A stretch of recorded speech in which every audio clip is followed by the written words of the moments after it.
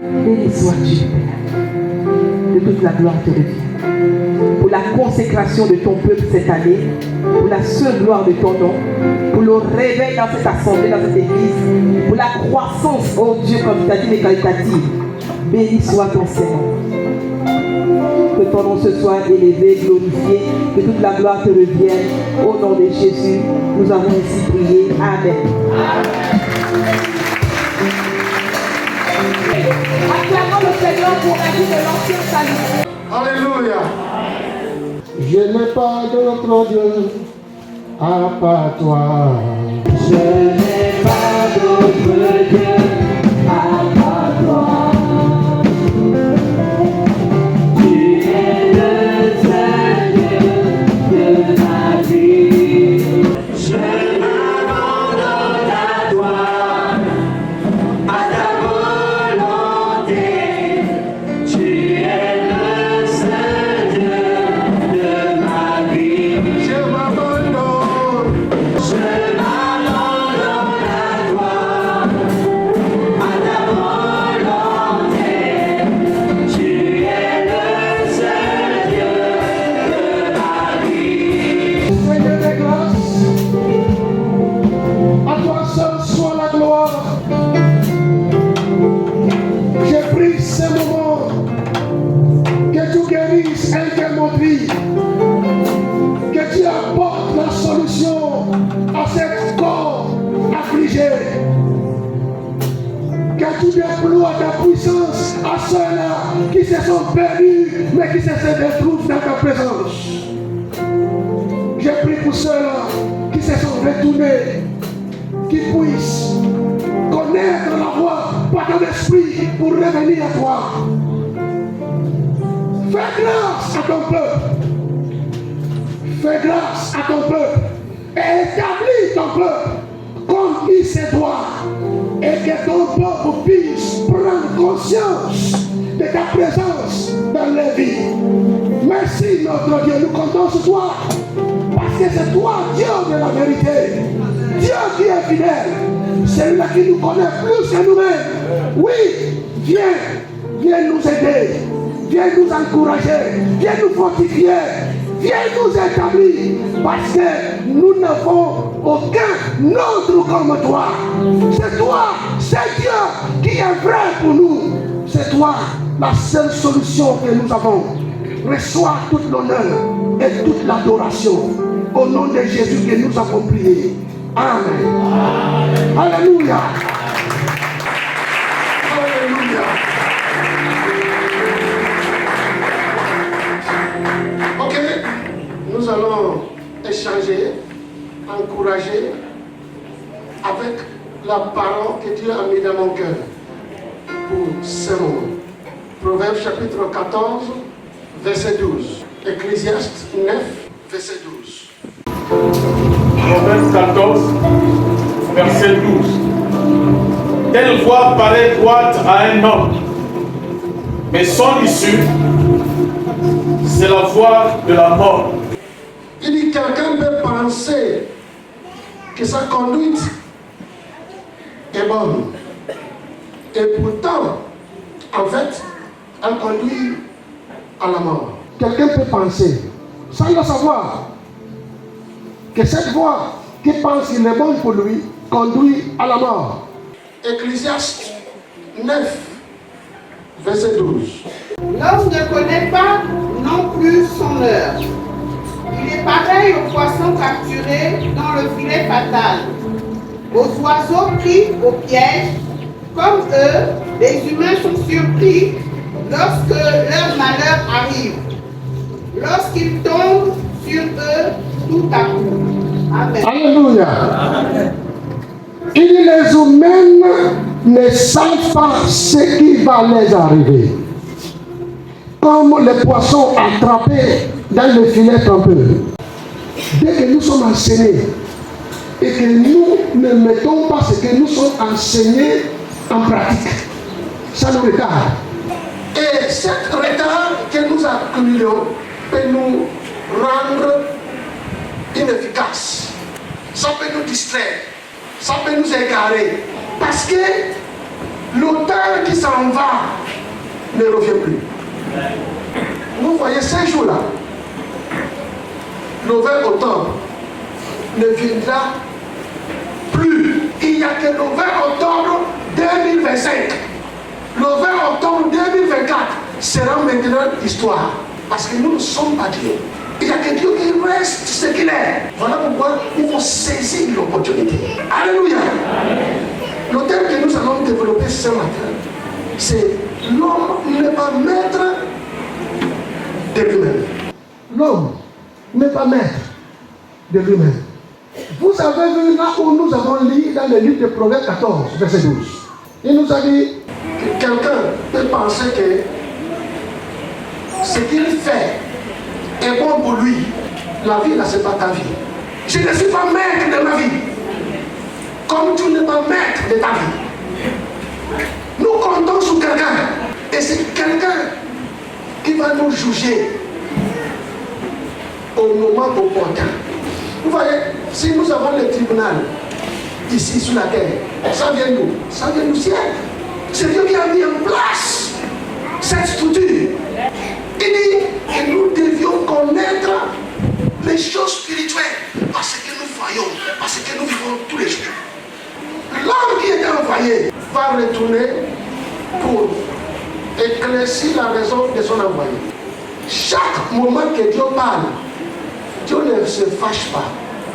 Il parle en doucement parce qu'il sait que c'est lui qui contrôle tout.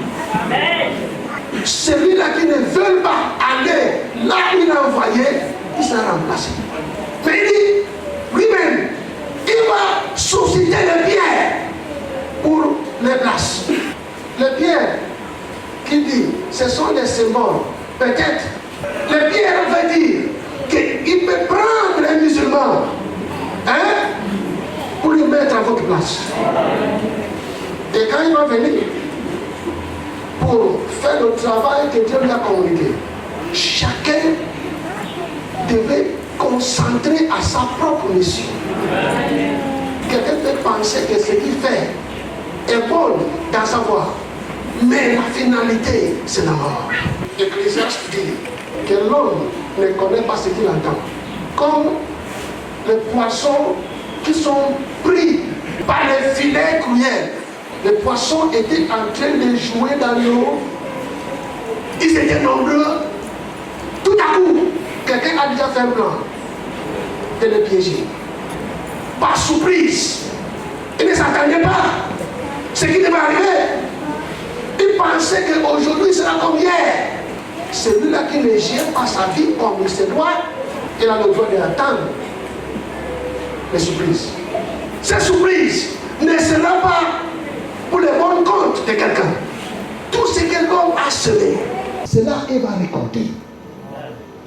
Vous-même, vous connaissez cela.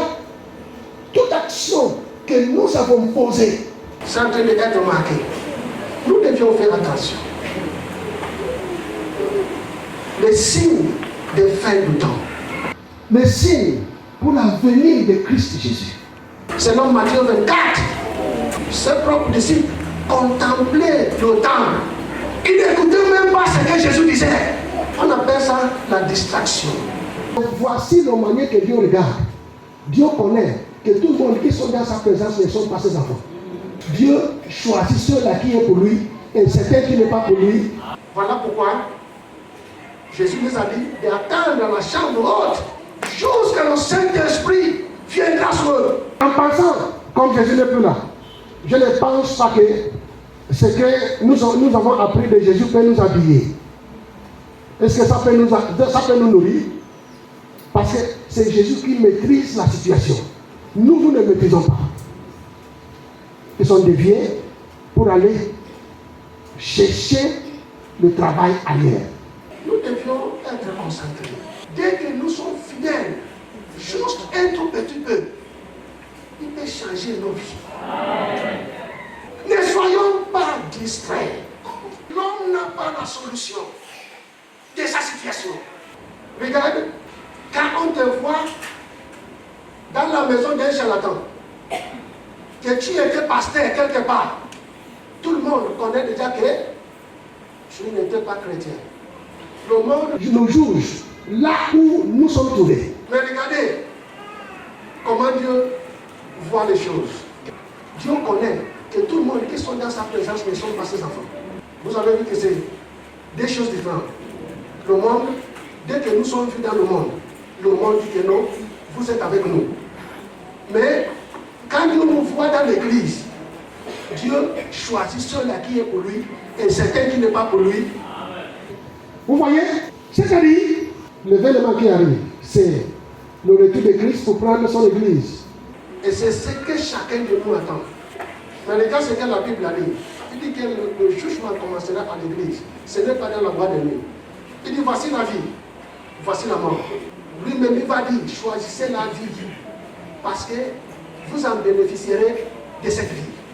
Je pense que personne entre nous ne veut rester dès que Jésus descend.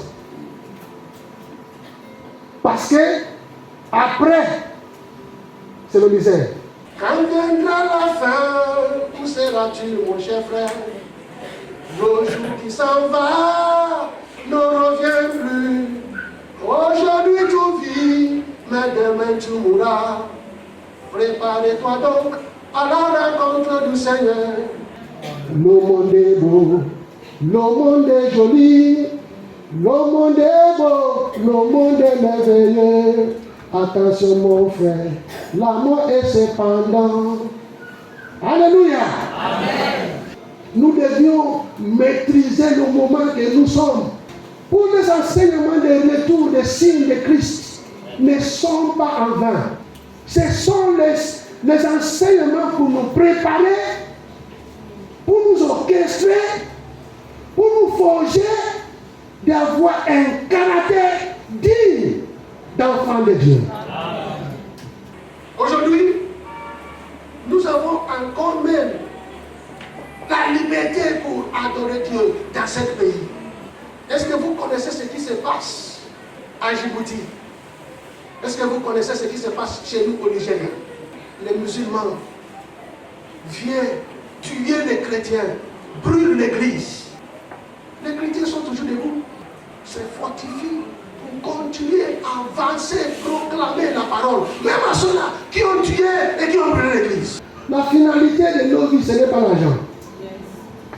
La finalité de notre vie, ce n'est pas les fortunes. C'est la volonté de Dieu. Amen. Si on aurait dit à l'homme que tu es maître de toi-même, Dieu devait s'écarter. Vous voyez, Ecclésiaste, il dit, l'homme ne connaît pas ce qu'il attend. Il dit, ce qui attend l'homme, ce n'est que la surprise. Il dit que la voiture qu'il a ne peut pas rentrer dans son cercueil. Donc, c'est-à-dire, voilà ce que la Bible dit, que nous sommes venus sans rien, que nous allons retourner sans rien. Même si tu as le millier à la main, quelqu'un qui est de la broche va arracher cela. Parce qu'il sait que là où tu pars, on n'utilise pas ça. Alléluia. Vous voyez, la foi vient parce qu'on entend, et ce qu'on entend vient de la parole de Dieu. Hein? Quand nous allons partir, l'argent que nous allons utiliser, c'est la foi. Nous n'avons aucun autre Dieu que lui. C'est lui notre vrai Dieu. C'est lui qui va nous juger. C'est lui qui va juger ceux-là qui a été ennemi à sa parole et à son peuple. C'est lui qui maîtrise tout. Dès que nous sommes donnés à lui, il nous donne la direction. Chaque chose que l'homme s'est concentré, lui donne la direction. Si vous avez concentré votre vie sur l'argent, c'est l'argent qui va dicter tout ce que vous ferez. Si vous avez concentré à Dieu, c'est bien.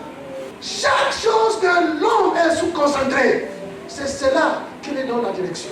Mais ce matin, nous voulons supplier à chacun de nous, moi qui parle, vous qui m'écoutez, nous sommes dans les mêmes choses.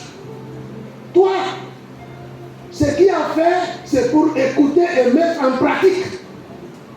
Et moi, c'est pour parler et mettre en pratique ce que je parle. C'est-à-dire personne n'est écarté dans cette situation. Le prédicateur et ceux-là qui écoutent, nous avons seulement un seul objectif, appliquer ce que nous entendons. Ça nous fera du bien. Que Dieu bénisse sa parole.